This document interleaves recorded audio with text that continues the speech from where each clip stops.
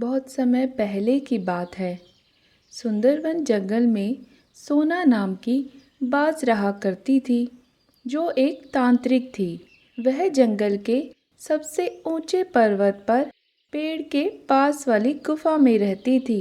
जंगल का कोई भी पक्षी वहां जाने से बहुत डरता था। क्या नज़ारा है! आज तो धूप बड़ी ही अच्छी लग रही है। मुझे लगता है मुझे अपने भाई को भी यहाँ बुला लाना चाहिए।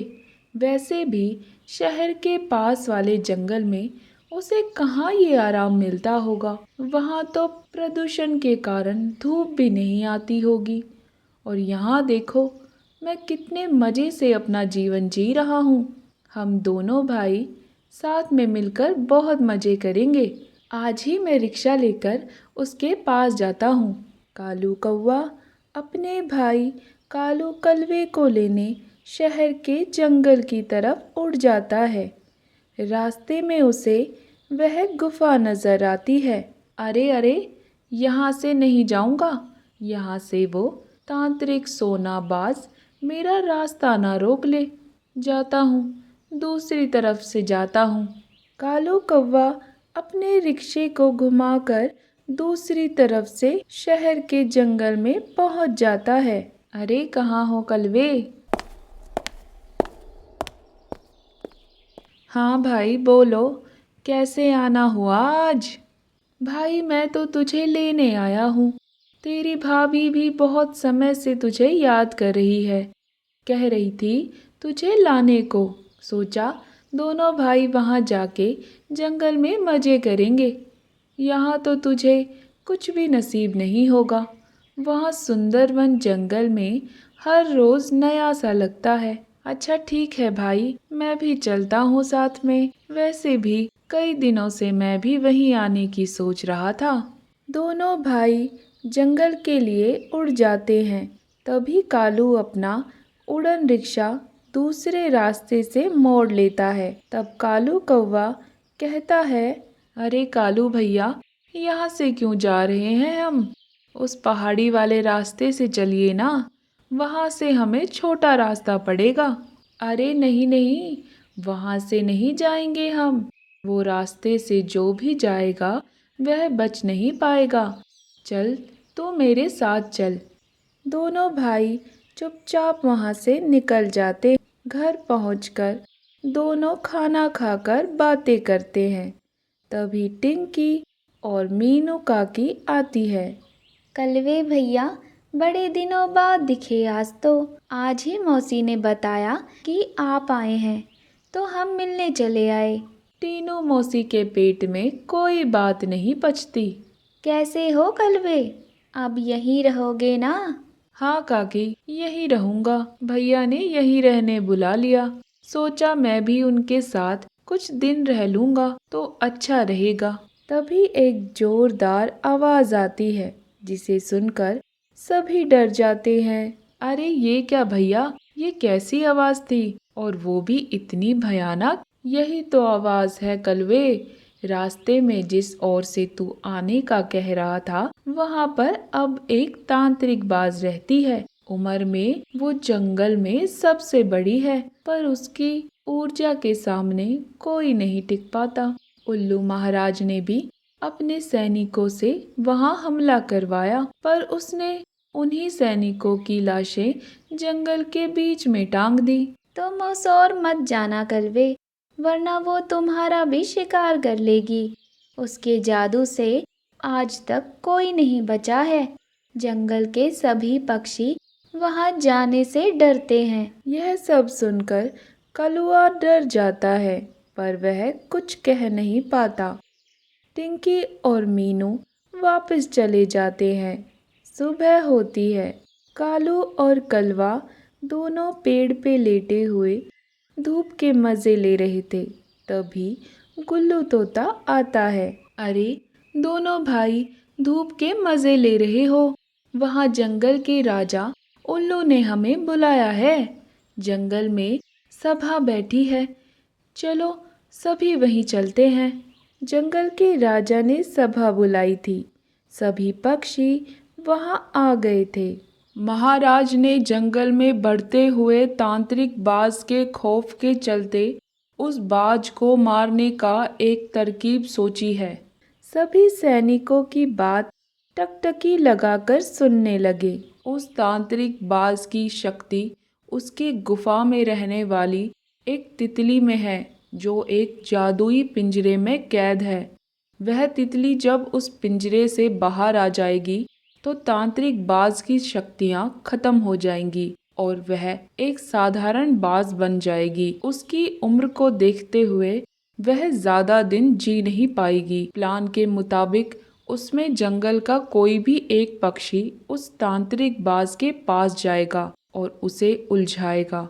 तभी हमारे सैनिक मिलकर उस तितली को उड़ा देंगे और उस तांत्रिक की शक्ति खत्म हो जाएगी और हमें उसे मारने में आसानी होगी। सभी सैनिक की बात सुनकर हैरान हो जाते हैं और एक दूसरे से बात करने लगते हैं।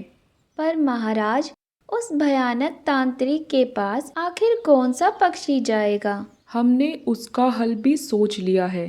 किसी के साथ भेदभाव ना हो, इसलिए हम एक प्रतियोगिता रखेंगे। उस प्रतियोगिता की घोषणा हम अभी करते हैं। कल सुबह सभी को उठते ही हमारी सभा में आना है। जो भी सबसे आखिरी में आएगा उसे ही तांत्रिक की गुफा में जाना होगा। सभी वहाँ से महाराज की आज्ञा अनुसार चले जाते हैं और अपने अपने घरों में जाकर सो जाते हैं। पर गुल्लू तोता सुबह लेट उठने के डर से सो नहीं पाता। हे भगवान, कहीं मेरी आँख ना खुले और मैं आखिरी में जाऊं तो मुझे गुफा में भेज दिया जाएगा। और सुना है वो तांत्रिक बाज सबको कच्चा चबा जाती है। नहीं नहीं, मैं सो ही जाता हूँ। जल्दी उठकर चला जाऊंगा। जल्दी सो जाती हूँ। मैं तो सुबह जल्दी उठकर चली जाऊंगी। अगर मैं आखिरी में गई तो मुझे गुफा में जाना होगा और मुझ जैसी मोटी ताज़ी जवान पक्षी को देखकर बुढ़िया का खाने का मन ना कर जाए। नहीं नहीं, सो ही जाती हूँ। जल्दी उठकर सभा में भी तो जाना है। सुबह होती है और सभी सभा में पहुंच जाते हैं। वहीं गुल्लू तोता लेट सोने के कारण उठ नहीं पाता और सभा में पहुंचने में उसे देरी हो जाती है। वहां पहुंचकर वह देखता है जंगल के सभी पक्षी वहां पहले से ही मौजूद हैं और वही है जो सबसे आखिरी में सभा में आया है। गुल्लू तोते, तुम सबसे आखिरी में आए हो, इसलिए तुम ही अब गुफा में तांत्रिक बाज का चारा बनकर जाओगे। तुम्हें डरने की कोई ज़रूरत नहीं है। तुम्हारे साथ हमारे सैनिक भी होंगे। पर महाराज, सैनिक तो पहले भी गए थे। कहीं ऐसा ना हो आज मेरा आखिरी दिन हो। डरो मत गुल्लू तोते, तुम्हारे साथ सैनिक हैं। सैनिक के काम करते ही तुम वहाँ से भाग जाना।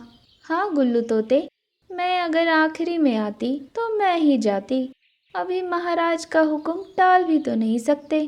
गुल्लू तोते को चारा बनाकर गुफा में भेजा गया और 4 सैनिकों को भी साथ भेजा गया। गुल्लू तोता वहां पहुंचता है और चारों सैनिक गुफा के साइड में छिप जाते हैं। हे भगवान, आज बचा लेना, कहीं ये तांत्रिक बाज मुझे खा ना जाए। अभी तो मेरी शादी भी नहीं हुई है। हिम्मत करके गुल्लू तोता अंदर जाता है और देखता है तांत्रिक बाज एक बड़े से बर्तन में एक कौवे का मांस पका रही है।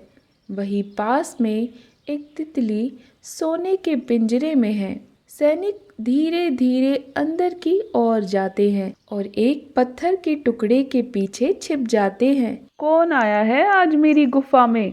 तोते, तुझे दिख रहा है ना मैं क्या पका रही हूँ? जी जी, आप एक कौवे का मांस पका रही हैं। मैं बस वही घूम रहा था तो सोचा आपसे एक सवाल पूछ लूं।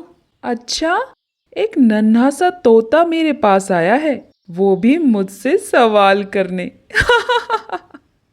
तुम मेरे बारे में जानते हो ना? हाँ हाँ, मैं जानता हूँ आपको। आप एक बलवान और खूबसूरत बाज हैं। जो किसी को भी जानबूझ के नहीं मारती। वो तो कौवा शायद आपको मरा हुआ मिल गया, इसलिए आप उसे पका कर खा रही हैं।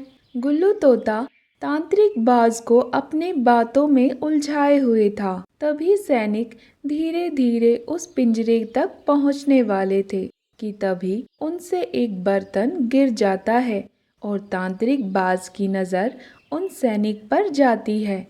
बाज उन पर वार करती है और सभी सैनिक वहीं मर जाते हैं। अच्छा, तो ये तुम्हारे उल्लू महाराज की साजिश थी ताकि तुम मेरी प्यारी सी तितली को उड़ा सको और मेरी शक्तियों को खत्म कर सको। इसकी सजा तो तुम्हें मिलकर रहेगी।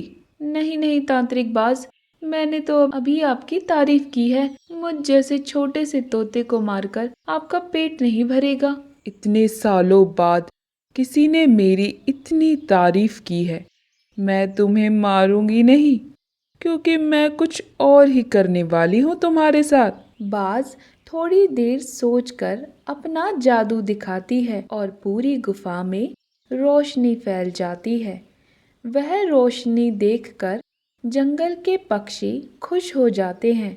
लगता है गुल्लू तोते और सैनिकों ने अपना काम कर दिया, इसलिए गुफा में इतनी तेज रोशनी हुई है। आज रात तांत्रिक के मारने की खुशी में सभी को मेरी ओर से दावत है। जहाँ सभी उस रोशनी से खुश थे, वहीं गुल्लू तोता डरा हुआ था, क्योंकि तांत्रिक ने उसे एक जोशीला और ताकतवर बाज बना दिया था। मेरी ओर से तुम्हारे लिए ये उपहार है नन्हे दोस्त। अब सभी तुम्हें बाज समझेंगे और तुम पर वार करेंगे। तुम आज से मेरे गुलाम हो। यह तुमने क्या किया? मैं एक बाज? नहीं नहीं, मुझे वापस से तोता बना दो। आप जो कहेंगे मैं करूँगा।